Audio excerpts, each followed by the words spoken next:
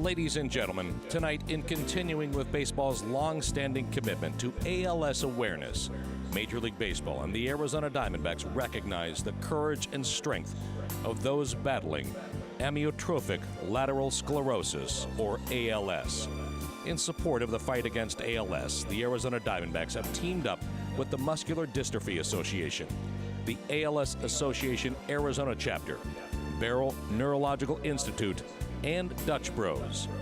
Joining us tonight on the field, please welcome Doug Clow, Dr. Rita Sattler, Brian Nichols, and Mark Adinolfi, and the Boersma family. Ladies and gentlemen, Doug Clow is an ALS patient and advocate at the Barrow Neurological Institute. He participates in a clinical trial as a patient of the Gregory W. Fulton ALS and Neuromuscular Disease Center at Barrow. He recruits family and friends to join him in the ALS Association's annual Walk to Defeat ALS. He helped promote the latest Health and Wealth raffle to benefit research at Barrow. And he is an ambassador for the Northeast ALS Consortium. Doug was diagnosed with Lou Gehrig's on April 8, 2014, and knows there is no cure for ALS, but believes there is hope. He finds comfort through his faith and is supported by his incredible wife, Karen, and his kids and many grandkids, family, and friends. Dr. Rita Sattler is an associate professor in the Department of Neurobiology at Barrow Neurological Institute. Dr. Sattler is an internationally recognized ALS researcher with a prestigious R01 grant from the National Institutes of Health. Dr. Sattler's research focuses on studies of synaptic biology in health and disease. She is the recipient of several awards and fellowships, including the Governor's Gold Medal for the highest academic achievement in graduate studies at the University of Toronto, a Human Frontier Science Program long-term fellowship, and a Howard Hughes postdoctoral fellowship. Brian Nichols is 49 years old and has been with his beautiful wife Rebecca for 19 years. Together, Brian and Rebecca have a almost 5-year-old son named Sean. According to Brian, he's the greatest gift he's ever been blessed with. Together, their family enjoys many glamorous sand dune trips, camping, and beach time. Those things have changed since Brian was diagnosed with ALS on February 8, 2016. Now Brian loves to spend quality time with his family and enjoys making memories with them. Mark Adinolfi was told by a physician that he has ALS in January of 2016. It took him over a year to accept this difficult diagnosis. In fact, the ALS Awareness Night at the D-backs last year was Mark's first voluntary engagement with the association or anything related to ALS. During that game, however, he intentionally arrived late, missing the pregame ceremony, so that his 9-year-old daughter wouldn't hear anything about ALS. You see, Mark and his wife had still not told Sophia of his diagnosis. Since that time, Mark has learned to accept his diagnosis.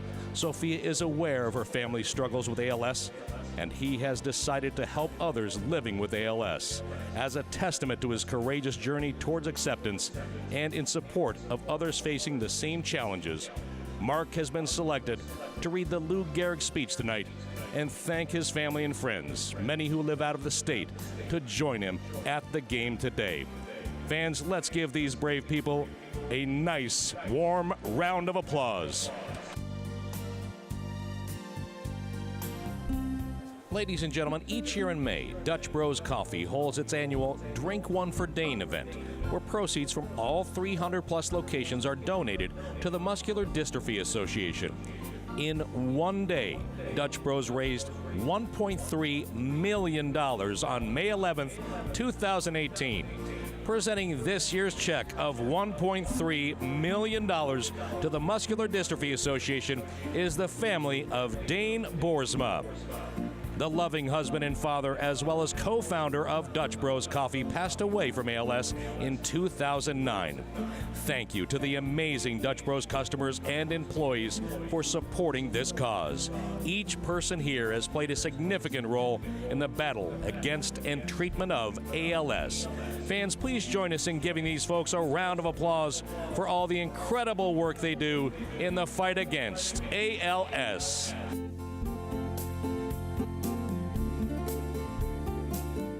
Ladies and gentlemen, on July 4th, 1939, Lou Gehrig delivered one of the most iconic speeches in American history in front of a sold-out crowd in Yankee Stadium.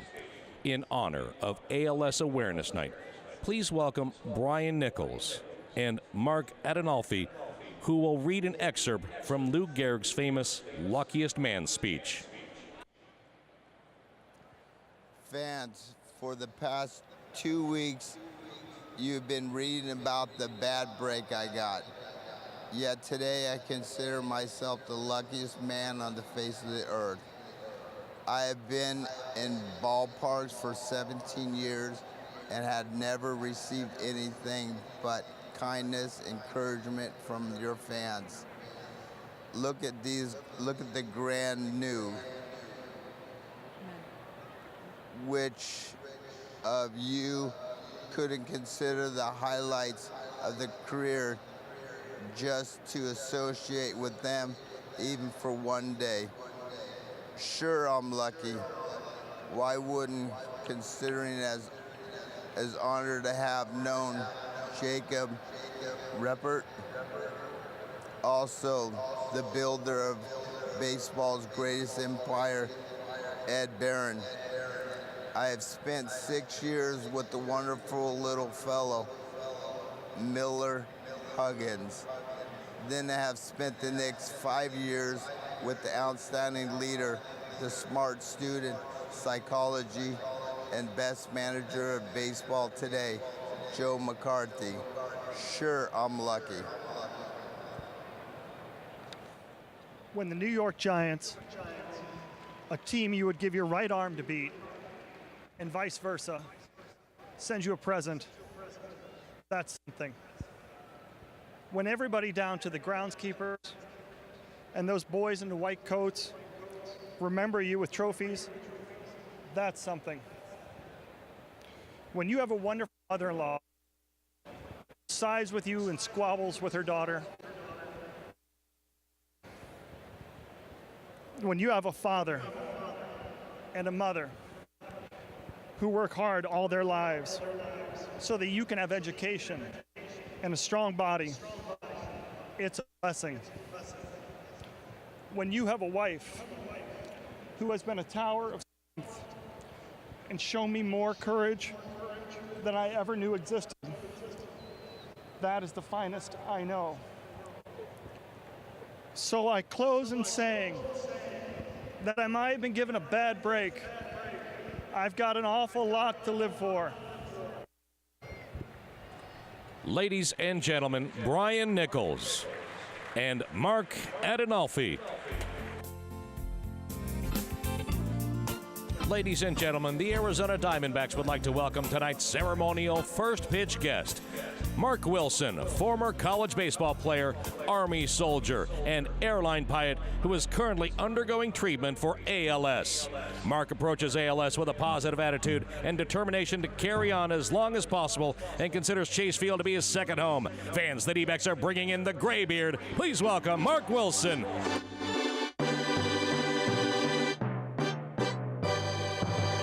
Mark would like to thank all of the Phoenix VA, family, and friends who have joined him tonight in Section 117 from all over the country to show their love and support.